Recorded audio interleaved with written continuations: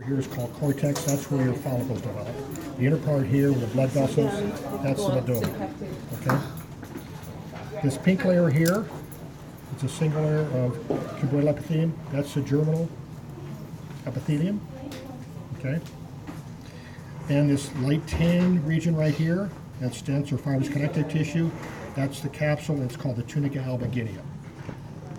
All right, the follicles, you should be able to distinguish the small yellow ones here, and of course they'd be much more numerous. These are the primordial follicles. Within them is a developing egg cell. Then they develop into primary follicles, then into secondary follicles. And eventually the secondary follicle, which is larger than the primary, develops a fluid-filled cavity called the antrum. Okay? This one is a mature secondary follicle, also called a Graafian follicle. And you can see it's ruptured, and it's expelling the egg here, which is called a secondary oocyte. This is ovulation. Okay, and again, what appears to be the nucleus in here, it's actually the nucleus of the oocyte or egg cell, and this would be, of course, the egg cell cytoplasm. What happens after ovulation, after the oocyte is expelled from the mature secondary follicle, kind of shrivels up, calls it the corpus hemorrhagicum. Don't need to worry about that. That's not on your handout. But this develops under the influence of hormones into the corpus luteum, yellow body. And this is the major source of female sex hormones, estrogen and progesterone.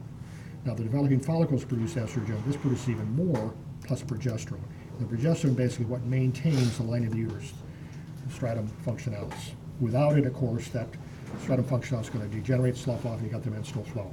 That's usually what happens. Because this thing usually breaks down after about a week and a half or 10 days. It kind of shrivels up, scar tissue, that's called the corpus albicans. Okay? So no fertilization, this thing degenerates, becomes a corpus albicans after about a week and a half or 10 days. Fertilization, this is usually maintained for about the first trimester or 3 months of pregnancy, and then the placenta takes over as a major source of female sex hormones. Okay?